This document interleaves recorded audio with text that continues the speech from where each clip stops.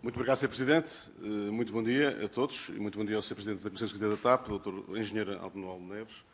O PSD fez este requerimento com o objetivo de esclarecer algumas decisões que a TAP assumiu neste período de pandemia e perceber o que é o futuro da TAP. No fundo, é o que estamos aqui a fazer. São estas duas coisas, não é?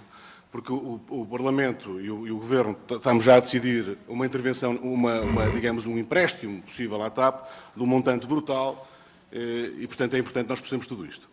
Sem dúvida que, como foi aqui referenciado e bem, a TAP é uma empresa de referência e tem uma importância estratégica para Portugal e para os portugueses. Isto é dito muitas vezes, mas é um facto. E ao longo da sua história, da sua existência, muito se tem discutido a forma como a TAP se tem relacionado com o seu território, a forma como se relaciona com os portugueses, estejam eles onde estiverem, estejam aqui ou estejam na África do Sul, nos Estados Unidos, onde quer que seja. De facto, não há memória, também é verdade, que de um acontecimento como este na história da TAP. No momento estamos a viver um momento que não é habitual, é brutalmente diferente do passado e é uma crise sem precedentes. Isto é verdade para a TAP, mas também é verdade para todos os portugueses e para todas as empresas portuguesas e empresas no mundo inteiro. Portanto, é um facto, é uma realidade nova, mas para todos. O senhor engenheiro já respondeu aqui a algumas questões que foram colocadas em relação às decisões tomadas face às novas rotas ou à questão neste período da pandemia, mas eu não estou completamente esclarecido sobre esta matéria, não estamos, e gostava que explorasse um pouco mais isso. Eu penso que é este o momento que poderá explicar ao país e aos portugueses porque é que quando a TAP tomou as primeiras decisões no período da pandemia em relação a reiniciar a sua atividade e definiu rotas prioritárias, rotas que considerou relevantes. Eu percebo o que está a dizer em relação à questão de serem rotas que façam sentido do ponto de vista operacional e da rentabilidade, compreendo, isso é um facto, é assim que deve ser também, não é o único tema. Mas a verdade é que optou por uma total desconsideração, deixa-me pôr as coisas assim nestes termos, pelo país e pelos portugueses e pelo seu território. Foi assim que a reação que provocou no país e provocou nos autarcas do Norte todos, sem exceção, fossem de quais fossem os partidos, não importa para o caso, toda uma região, e provocou uma reação, quer ao nível do Governo, quer ao nível do Presidente da República, enfim, uma reação tão forte. A pergunta que eu lhe faço é muito simples. Porquê é que tomou este tipo de decisão? Porquê é que o Porto, o Faro, Madeira, Açores, não foram considerados neste momento? Vivemos um período de grande dificuldade, de uma crise profunda, em que toda a gente está com uma pressão enorme. Qualquer decisão menos bem explicada, ou uma decisão que seja muito bem explicada, mas seja mal decidida e que prejudique uma região objetivamente, ninguém vai explicar. E, portanto, ninguém vai perceber, portanto, é importante que isto se perceba. O que eu digo, quando eu digo que a resposta não é clara ainda, é que não percebemos ainda que rotas é que estão já a funcionar, que rotas estão a funcionar para Faro, para o Algarve, para a Madeira, para os Açores, para o Porto, qual é a estratégia, qual é a visão que a Comissão Executiva da TAP e a Comissão de Administração da TAP tem em relação ao aeroporto, a estes aeroportos, não só ao aeroporto. Em relação ao aeroporto de Lisboa, o Sr. Engenheiro já transmitiu a sua visão. Em relação aos restantes aeroportos e ao território e à importância que isso tem para os portugueses que estão cá e para a importância que tem, já falou também para a importância que tem para as várias atividades, para o turismo, mas o turismo ocorre no país inteiro. Portanto, Portugal foi, ao longo destes anos, como sabemos, não só em todo o país, uma referência do turismo. Portanto, é importante percebermos claramente, Sr. Engenheiro, deixe-me dizer-lhe, este é o momento e é a sua oportunidade para explicar muito bem a todos os portugueses, sem exceção, porque é que tomou esta decisão, explicar melhor a decisão que foi assumida e que tipo de consideração tem para todo o território do país. Acho que é importante.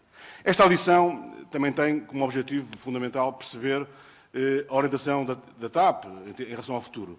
O Sr. Engenheiro, na sua explicação inicial, e agradeço tê-lo feito, explicou como é que a TAP saiu do período inicial, enfim, toda a explicação que foi dada é muito interessante, valerá a pena nós analisarmos, até porque teremos cá, proximamente, o Sr. Ministro das Infraestruturas, e é importante também que ele nos explique a sua visão em relação ao que foi dito pelo Sr. Engenheiro, mas esse dado é muito importante, mas em relação ao passado, não é? É verdade que é muito importante, sem dúvida, mas o futuro, como já percebemos, é completamente diferente, e a realidade é completamente diferente e obriga a tomar decisões difíceis, mas têm que ser as adequadas e aquelas que são mais assertivas para o futuro da TAP e para o futuro do país.